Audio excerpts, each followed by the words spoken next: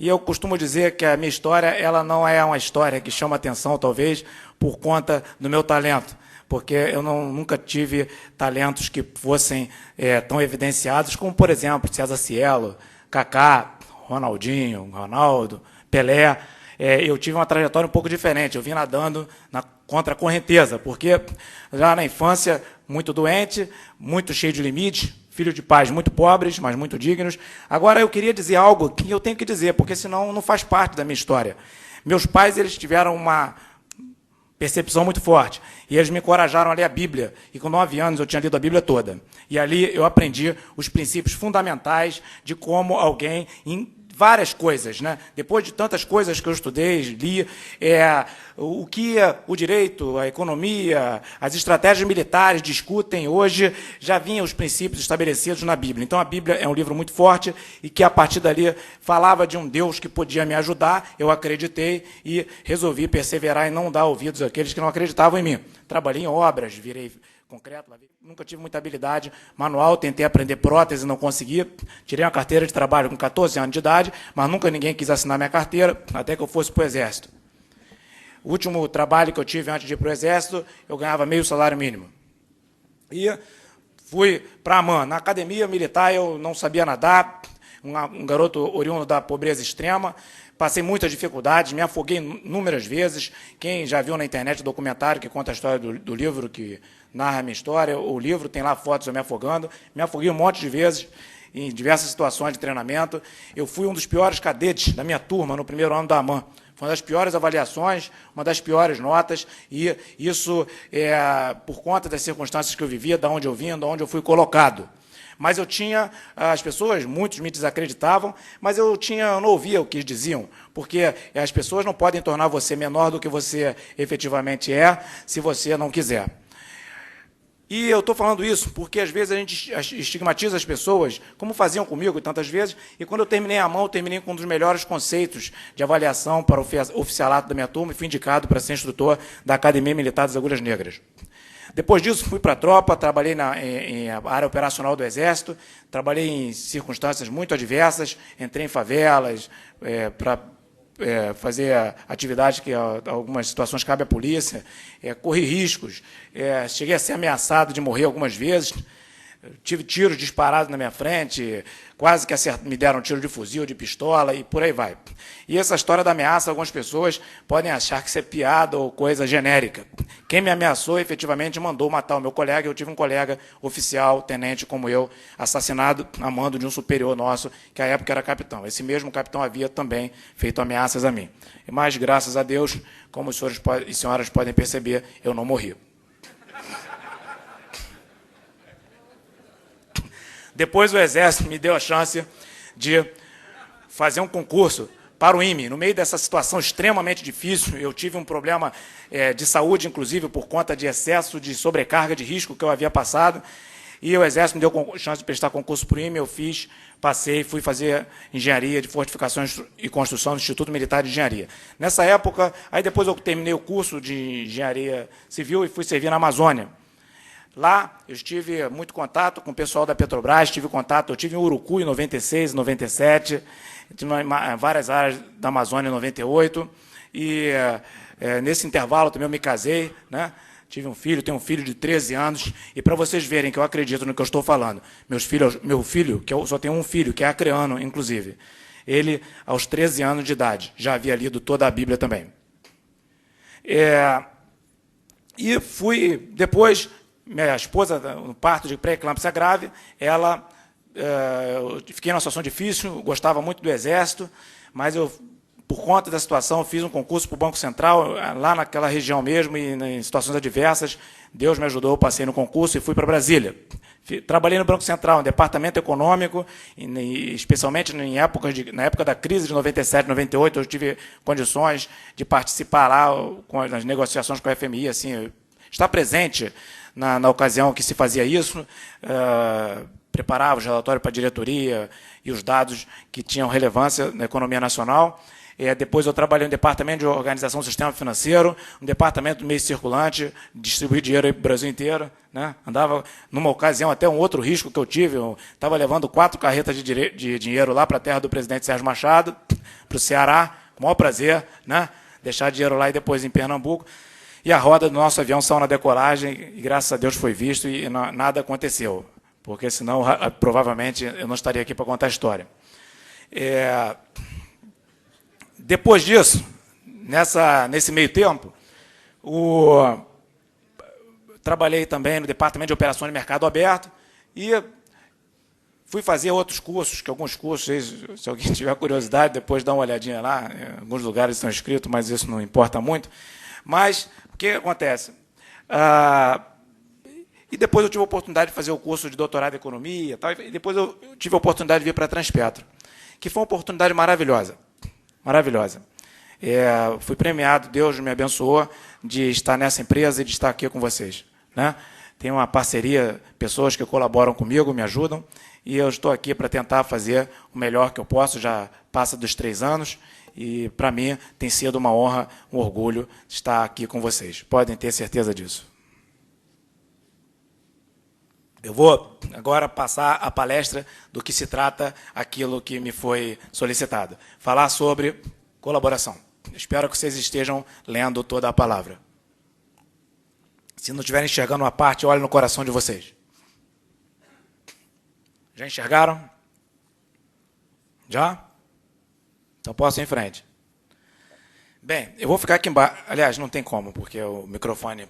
Bom, colaboração. A química da colaboração é atingida quando conseguimos reunir competências diversas de objetivos comuns. Ou seja, o foco é... Muito obrigado, muito obrigado.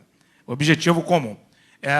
O segredo da Transpetro, isso já tem sido dito aqui de outras maneiras, eu prefiro usar slides porque meus companheiros eles foram fluentes e falaram de maneira maravilhosa. Na verdade, eu queria ter falado o que eles falaram, mas já que eles já falaram e talvez eu não tivesse condição de falar, eu vim aqui tentar falar outras coisas, né, para também cumprir o meu papel. O segredo do sucesso da Transpetro não é fazer a logística do petróleo e derivados. O segredo do nosso sucesso é fazer a logística das mais diversas competências na concretização dos objetivos comuns perseguidos com excelência e comprometimento por cada um de nós. Portanto, colabore. Né? Essa é a palavra fundamental que a gente vai apresentar aqui. Não, a apresentação, fiquem tranquilos que ela é curta. Colaboração e sucesso. O sucesso é uma consequência natural, ele acontece. Né? É um fato, é uma conclusão de uma situação. É tão comum quanto um navio flutuar. O insucesso, quando se faz tudo certo, é tão provável quanto um navio afundar quando tudo está sendo feito corretamente. Se eu falar assim, Elísio, esse navio está muito velho, né? Eu vou falar isso para o Agenor, não, porque o Agenor vai falar assim, vai falar para o Elísio, então pode falar com ele, né, Agenor? Agenor, companheiro, né? Porque um trabalho desse certamente ia precisar de muita gente competente. Nem ia falar para você, não, que você não iria querer afundar o navio. Afunde o navio, Elísio. Tente afundar.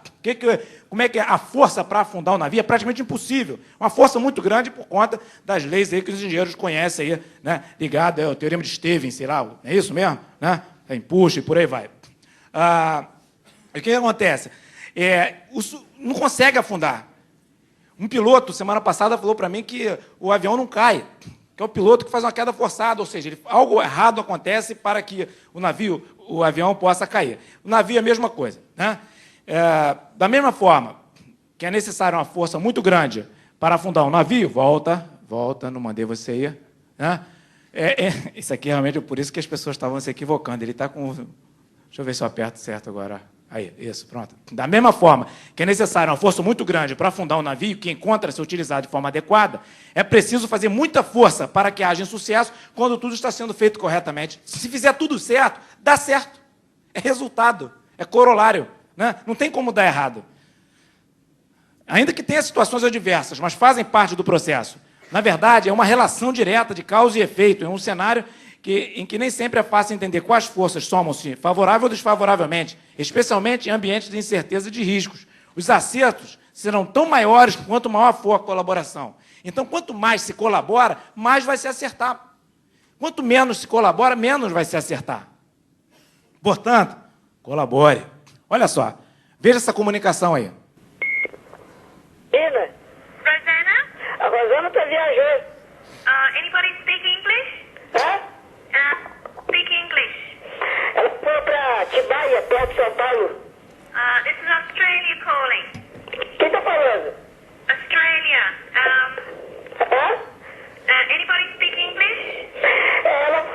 viajou, vai chegar hoje.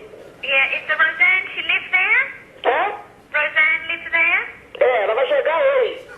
She's got, Ali para as 8 horas, ali para as 10 horas da noite, a senhora volta a ligar que ela está. sorry, no, I understand. We'll call again. Hã? We don't understand what you're saying. Tô nada. We need an interpreter. Amanhã a senhora liga para ela. Okay. It's Australia calling. Australia. Dona Rosana? Australia? A dona Rosana? Yeah, for Rosanna. É, ela foi na excursão lá no convento de Freira, perto de São Paulo. Okay, we will telephone again. Hã? We telephone later. Ela vai voltar hoje. Hoje? É, Hoje? ela chega hoje. Acho hoje. É, hoje ali para as 10 horas, 11 horas não está. Na noite. À noite, viu? Amici? É, à noite. Amici. Right. Okay, thank you.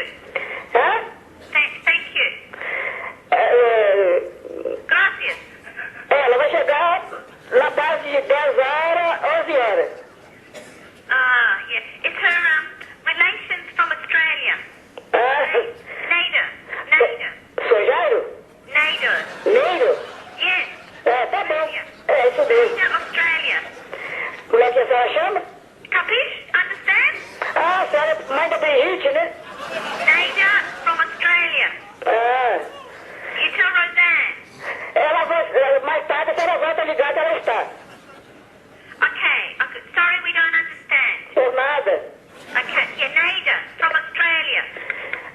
Tá bom. É da França que tá falando? Yeah. Okay. É da França? Yeah. All right. Bye-bye. Tá bom, tchau. Ciao. Poxa vida, não há como dizer que esse rapaz não tentou. Ele fez um esforço danado, ele tentou colaborar, mas não estava conseguindo ter a comunicação adequada.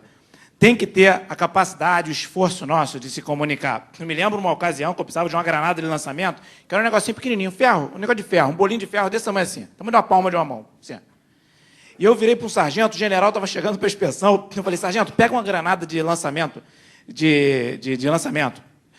Aí ele pegou, trouxe uma granada de morteiro desse tamanho. Aí ele chegou aquele granadão para mim assim, aí eu estava muito irritado, eu tinha que... Aquilo foi um erro gravíssimo que ele cometeu, se ele tivesse entendido, vamos dizer assim, mas ele não entendeu. E o general estava ali chegando para a inspeção, precisava ter aquilo à mão. Mas eu não consegui chamar a atenção do sargento. Eu falei, sargento, como é que eu vou pegar isso aqui? Tenta lançar isso aqui 50 metros, desse tamanho. Não dá, pega uma desse tamanho assim, ó, que tem lá. Então tem situação, você vê que o esforço da pessoa é perfeito, ele faz tudo certo, mas ele não consegue cumprir a missão. Então, a comunicação é importante, né? Então, a colaboração na diversidade. Separadamente, de um bolo, farinha de trigo, leite, ovos, margarina, açúcar, etc., pode não ter sabores atrativos, mas eles juntos têm um sabor agradável, que é o bolo. Né? A mistura dos nossos talentos e competências dá esse sabor agradável e produz resultados maiores que a soma de cada um de nós. O resultado nosso é muito maior do que o resultado da soma individual. Quanto mais unânimes e integrados formos, mais fortes seremos e teremos melhores resultados. Portanto, colabore. Eu sempre falo, e eu falo isso, e eu sei que os outros diretores também falam, o presidente também fala, e todos vocês falam. Né? Sempre quando alguém, nós temos a GECONT, temos a GEFIM, o SA, a gente trabalha para os outros. Eu sempre falo para os gerentes gerais e eles ouvem isso como já estivesse chovendo no molhado pelo espírito colaborativo que já tem. Olha, se alguém chegar, já resolve logo. Se tiver alguma providência minha a tomar, que já seja adiantado, que o diretor da área já seja comunicado, que você já pavimente tudo. Se você não tiver condição de falar comigo, resolve e me traga a solução. Vamos ser breves nas soluções, porque a companhia é muito grande, as soluções são complexas. Não podemos ficar retardando soluções à medida que nós temos condição de resolver. Então, o princípio da colaboração é fundamental. A colaboração proativa ela envolve ser generoso. Nossos gestos são vistos e registrados. Não adianta eu querer parecer que eu sou um cara que eu colaboro se as pessoas estão vendo diferente. As pessoas esperam ver em mim a colaboração, mesmo que eu não fale que eu colabore com as pessoas. Então, os nossos gestos marcam muito mais do que as nossas palavras. E as pessoas observam isso e registram. Não adianta. Olha, inteligência é algo que as pessoas têm. Nós temos e os outros também têm. Então, as pessoas conseguem identificar em nós a nossa intenção, mesmo se a gente não quiser que elas identifiquem. Nós não conseguimos facilmente ludibriar a inteligência das pessoas, tendo em vista que as pessoas são muito inteligentes. São tão inteligentes que nós não somos capazes de mensurar o que elas estão pensando nem o que vão fazer. Então, nós temos que ter esse pressuposto. Não, eu vou tentar mostrar, fazer o meu papel. Talvez eu não consiga resolver, mas as pessoas vão ver o meu esforço em tentar, como esse rapaz do telefone. Assumir riscos. Após mensurá-los... Opa, volta. Não, para frente. Eu acho que a gente está usando de cabeça para baixo, por isso que ele está fazendo isso. Volta. Está vendo? Não disse?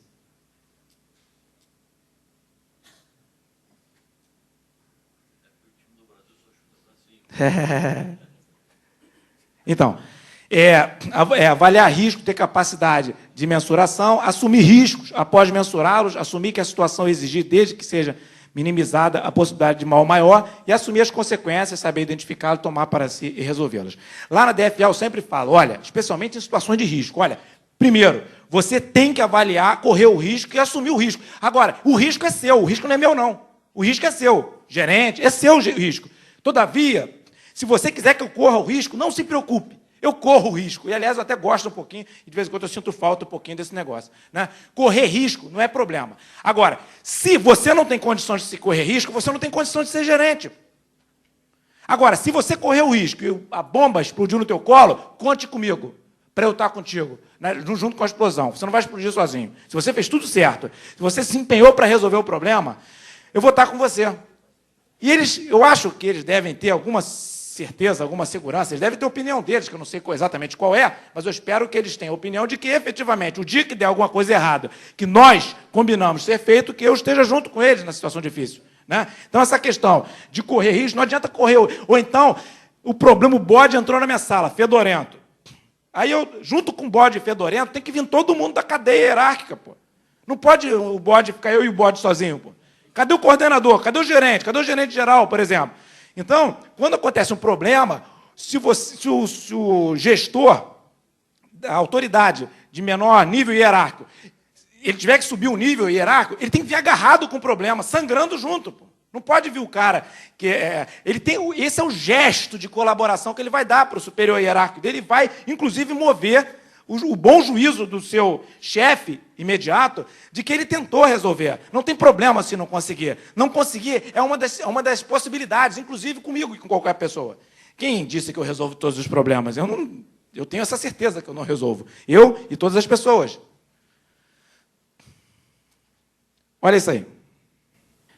Vocês viram que um gesto do garoto fez todo mundo se mobilizar. Eu me lembro, há cerca de uns 3 anos atrás, eu estava passando na ponte de Niterói e tinha ali na ilha de Mocanguê, tinham dois cidadãos brigando, 2 cidadãos bem fortes, e eu vi que os caras estavam tirando o sangue um do outro, eu estava dentro de um ônibus, eu mandei o motorista do ônibus parar, esqueci tudo meu dentro do ônibus, saí do ônibus e fui lá para tentar resolver o problema da briga, visto que tinha um monte de gente em volta rindo. Aí eu cheguei perto dos caras, aí eu não dava para eu separar a briga, porque eles eram muito grandes. Aí eu bati neles assim, vocês vão se matar aí, pô. Vocês param com isso. E os caras não queriam nem saber do que eu estava falando, porque eles estavam quase que rosnando um para o outro e desanguentados.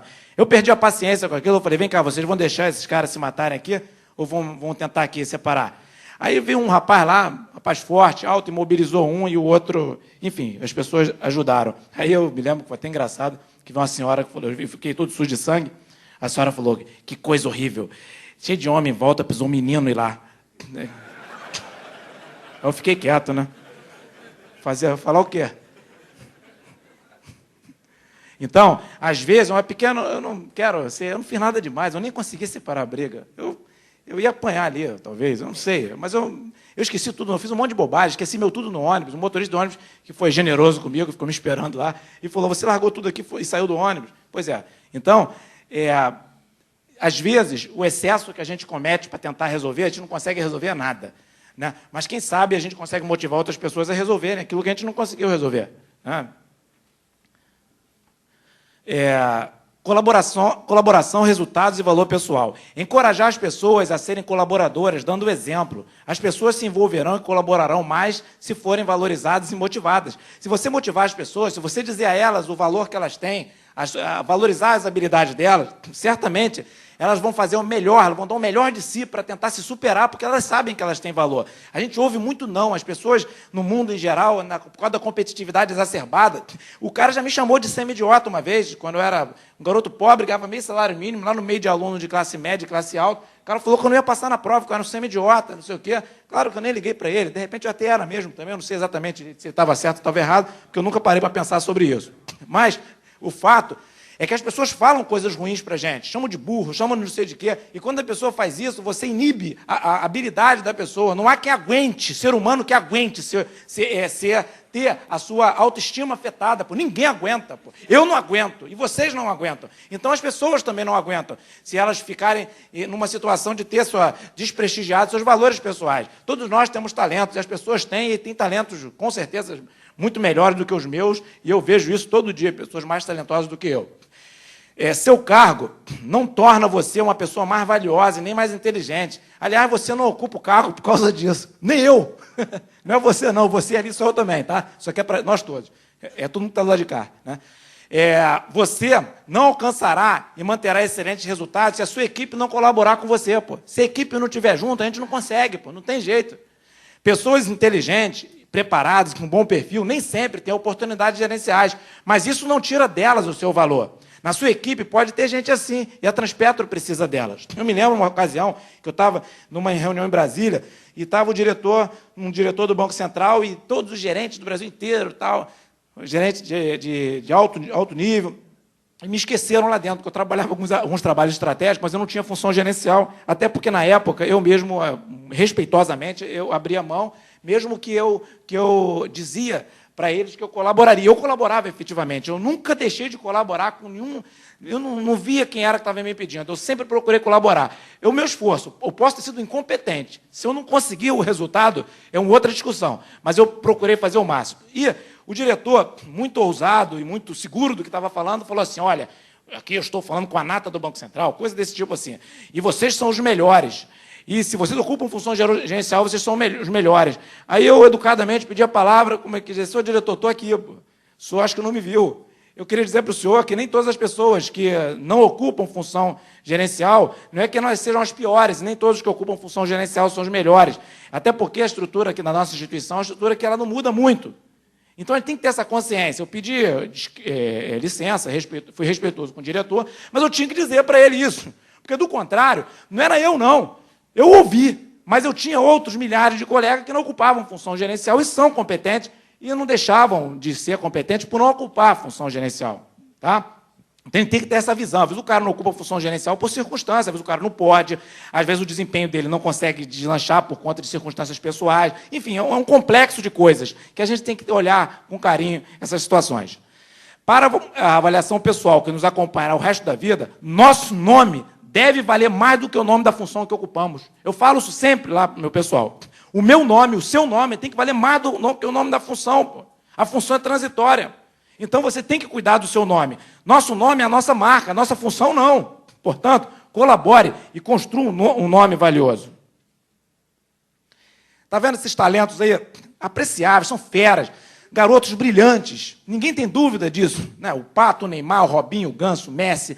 Teves, grandes talentos individuais que não conseguiram colaborar efetivamente para o sucesso das equipes que faziam parte. Eu não estou aqui falando mal deles. Talvez, certamente, se eu estivesse no lugar deles, eu faria pior, muito pior. O Brasil jogou muito bem, esses garotos jogaram muito bem no último jogo que perderam. Mas o time com quem eles jogaram conseguiu frear e levaram para os pênaltis e eles, infelizmente, coitados, fiquei com dó deles, né? Porque, coitado deles, o peso que deve estar sobre a cabeça deles é muito grande. Né? Mas não conseguiram, viram que o talento individual sozinho não levou ao êxito.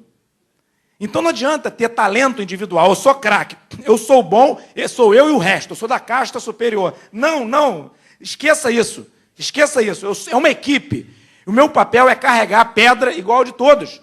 Se o papel de todos for carregar a pedra. Por quê? Porque se a gente tem uma construção a fazer, todos nós temos que cumprir a nossa parte, a nossa etapa. Senão, a construção vai ser feita pelos outros e quem sabe se eu vou comemorar o que os outros fizeram se eu não ter feito nada. Isso é um problema. Talento sem colaboração vale para atividades individuais e particulares. Para atividades corporativas não tem muito valor. Alguém que é muito colaborador com quem gosta na empresa e em nada colabora com quem não gosta, sempre é percebido e fatalmente tem o seu valor profissional ou até a sua conduta moral questionada e depreciada.